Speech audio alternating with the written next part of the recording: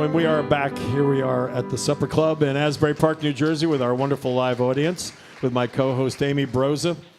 And our first guest, if I read the entire bio, it would be the end of the show. We have a 2-hour show, and this is about a 2.5-hour bio. You can do that. That's fine. Fortunately, we got time. I know our next guest for a whole bunch of years. How long ago was that? We met through the 40? Red Bank Catholic Prom when Yes. you and your wife came to see me. They were hiring my band to play the Red Bank Catholic High School Prom. Here's the story. My wife, this is 1973, 74. I'm in law school. My wife is teaching at Red Bank Catholic. And she says to me, you have to come with me. I have to go meet with a musician. Uh-oh. I like the way he just leaned into the And I said, what microphone. do you mean? She said, well, she had to be. She was running the prom at Red Bank Catholic, and so she had to arrange for the band. So she said, I have to go meet this Tim McLoone guy.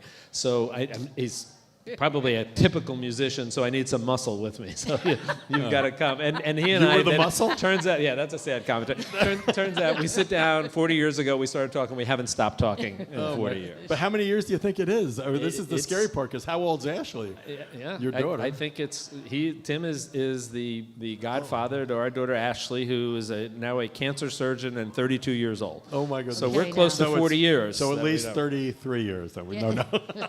Well, now that we have introduced you that way, we didn't tell anybody who you are. This is Jack Ford, our guest today. Thank you very much, Jack, for being here with us. And going back to, so Emmy and Peabody award-winning journal. I mean, you do, actually. I mean, we've known each other forever, but when I read this stuff, it's like, how did you fit it in? Because when we met, you were a practicing attorney, and Right. you were with a nice local firm in Red Bank with Phil Auerbach and company. And you'd come out of the prosecutor's office, right? Monmouth County Prosecutor's Office when I got out of law school, and actually stumbled into television. And what happened was I'd been asked by a number of groups to defend the first death penalty, which in the Northeast, happened to be in New Jersey. And did that because it was the first death penalty. We got a lot of media attention, cameras in the courtroom. And when it was over, I did a bunch of interviews, and one of them was with Channel 2 News in New York City. And the news director came up afterwards and said, you seem comfortable. Have you ever done TV before? I said, well, my football coach at Yale had a weekly New England show, and I helped put myself through law school on Jeopardy. I was on Jeopardy 3 times and won a bunch of money to pay for... have you ever done TV before? Yeah. So, and basically the guy says, well, I'd like to come on once a week and be our legal guy, and it sort of, from that point on, just sort of progressed. So the question really is, did you prefer Art Fleming? Art Fleming, if any of you out there listening are old enough to remember when Art Fleming was the host of Jeopardy, before Alex Trebek, and Jeopardy used to tape in Rockefeller Center, and Art Fleming thought he was... And it was on at noon. It was on Was at it noontime. 12 to 12:30, right? Everybody would drop what they were doing. It had this enormous following at noontime before it went to the primetime show. And Art Fleming truly thought he was Laurence Olivier. I mean, he just, at some point in time, somebody said, hey man, you're on a noontime quiz show. It's not that big a deal, really. Trust us.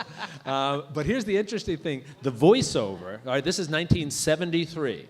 The voiceover guy who did all the introducductions and commercials, Don Pardo. No, who you're is supposed to still say, the who was voiceover. Don Pardo? Who You was didn't put it Don in the Pardo. form of a question, Jack. who is the voiceover for Saturday Night Live. Still working. It's really him, right? It's not like Yes, one of these things same like guy. At Yankee Stadium where Bob Shepard, who passed a few years ago, but they're using his tape to introduce players. So it's really Don still Pardo, Don Pardo. 19 in the 60s and the 70s, doing the voiceovers and the intros for Jeopardy, and is still working on Saturday Night. Well, I think we probably have other stuff to talk about, but how We did you probably do do. on Jeopardy? 3 times. And one, in those days, it was about $8,000. Because remember, Jeopardy used to be $10 through $50, Isn't that 20 amazing? through Right, $100. right. So you'd win a Jeopardy game with about $800. I was fortunate that there was a promotional thing going on, where if you ran a category, you'd win that money in your game, but there was a bonus pool that would go up by $500 every day that nobody did it. And if you won the bonus pool, that just went in your pocket. That wasn't game money. I came in, they used to tape 3 or 4 shows in a day. So I knew that the day I was going to be on, the bonus pool was up to like $6,000. Oh, really? So I figured in those days, again, very different from now. You know, when I did Celebrity Jeopardy a few years ago, and the whole process is very different. Now, you can't buzz in until Alex finishes reading the question and a light goes on. Oh, you don't really? see it on television. If you buzz too soon, you lock yourself out. That's why you're always seeing people working the buzzer. back then, you could buzz before you even saw the question. Oh, wow. So I figured $6,000, if I run a category, that pays for my last year of law school. I'm just going to roll the dice on about 10 different categories where I'd say history for 10, and then try and figure out the answer. So I sit down, and the curtain's about to open. I'm with a woman who's a 4-time champion, who in those days you could only win 5. The other woman going on with us was driving us all crazy in the green room. I remember she walks up to me and she says, "Do you know who the 3rd vice president's dog's name was?" I do. And I remember saying, "Lady, I'm so nervous, I don't even know my own name right now." We sit down, the curtain goes on, the lights go on. The lady who knows everything completely chokes. She was so bad they were slapping her face. And I look at her and I said, "Yeah, she's done." That's good. Curtain, One down. Curtain opens. There's a sports category right there. Thank you. And for a degenerate jock growing up, within the first 2 minutes, I had $6,000 in my pocket. And for that point in time, it And was you easy. paid for law school. It was easy. Paid for the last year of law Now, school. wasn't that Calvin Coolidge's vice president, Dawes? You went to Harvard. You should know that. no. No, there's only one reason I know Oh, that. no. So, come on. Go This ahead. is important. My parents' favorite song Lord.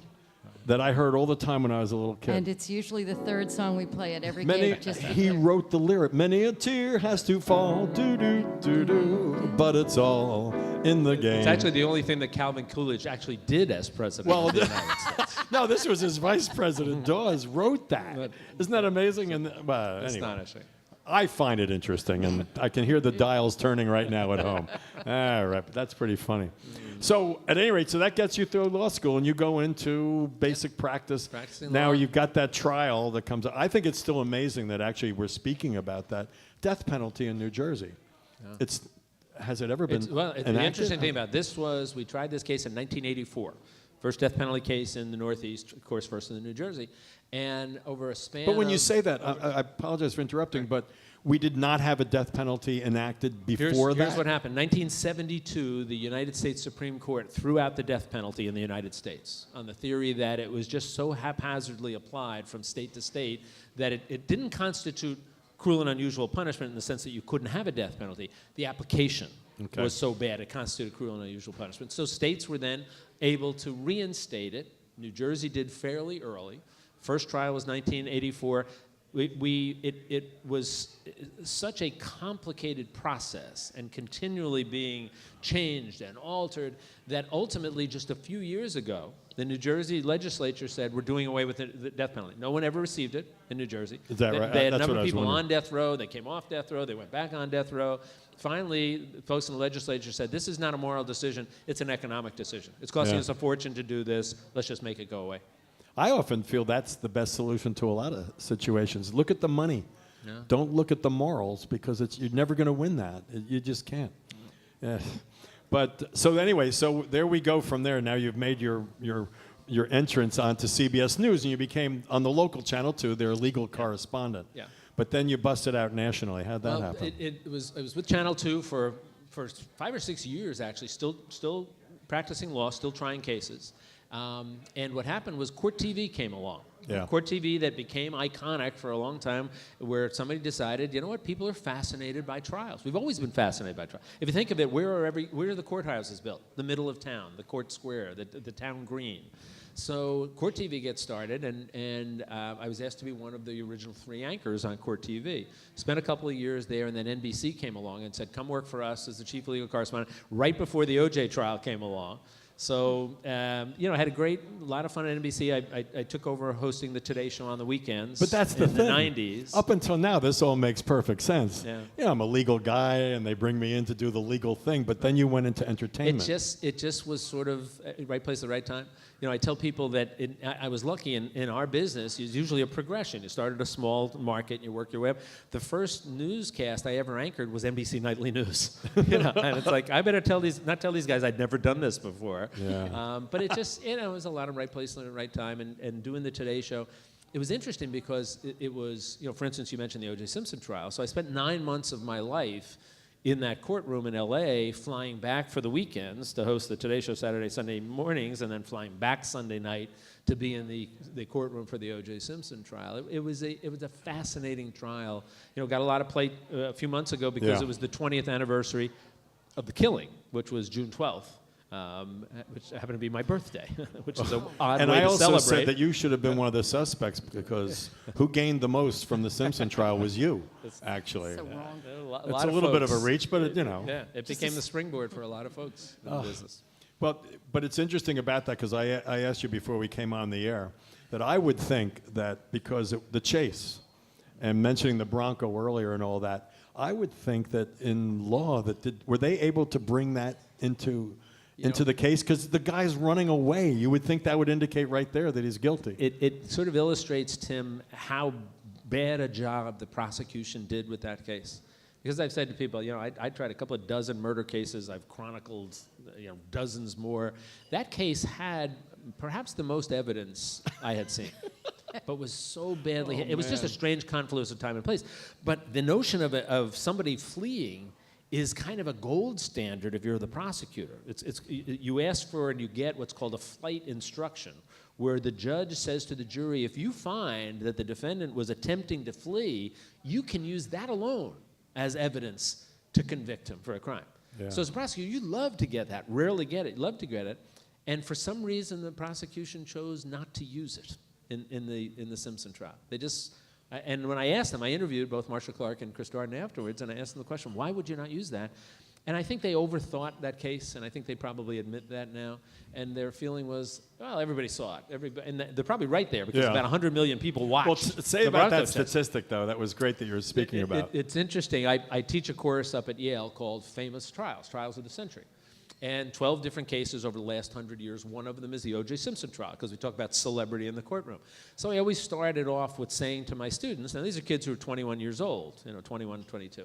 And I say to them, what's the most popular in the last 3 or 4 years, most popular show on TV? So we go usually settle in on American Idol when it was at its zenith. Yeah. It's at best. And I said, how many viewers? About 30 million viewers. And everybody's saying, 30 million, that's a lot. I said, how about this? 120 million people watched live the verdict being returned in the O.J. Simpson trial. 120 million. It's staggering. That's Almost 100 amazing. million watched the Bronco chase. I mean, the attention, if you think back to it, we have some folks sitting here with us today, and I'm sure most of them are old enough to remember the O.J. Simpson trial. You remember where you were when the Bronco chase happened? You remember where you were when the verdict takes place? It was one of those moments. Do I have a second to tell a quick story that illustrates how this sort of permeated everybody's thinking? Middle of the trial, and I was going back and forth between LA and New York. And when I was in New York, every morning I'd start the day doing the Today Show as the legal correspondent, and literally every day. And I talk about what happened yesterday, what's going to happen today. And when I was in New York, I do the show. So I'd get up at 4:30 in the morning, do the show beyond. Usually it's 7:05, top of the show for my hit time.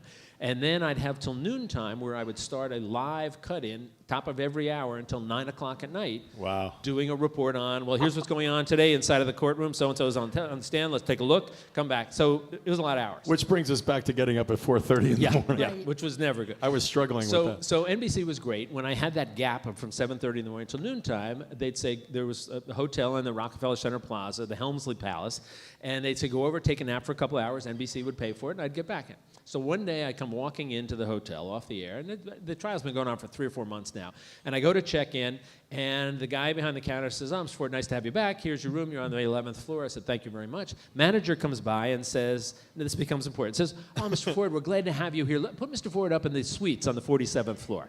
And I said, no, thank you very much. That's nice. I'm only going to be taking a nap. No, please. We want to do it. Okay, becomes important because about an hour into my nap, I wake up, sirens are going off, alarms are going off. I wake up, there's no power in my room, phone is dead. I look down from the window, 47 floors, the hotel's surrounded by fire trucks.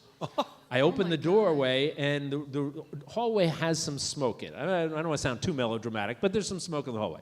All right, so my keenly trained analytical legal mind says, I should probably leave now. Nothing gets by Grab you. my bag, there's no elevator. I'm on the 47th floor. I was supposed to be on the 11th floor. I start walking down, I get to about the 34th floor, and I come across 2 older women who don't speak any English, and they're kind of frightened, and they're there, and I finally convinced them to come with me.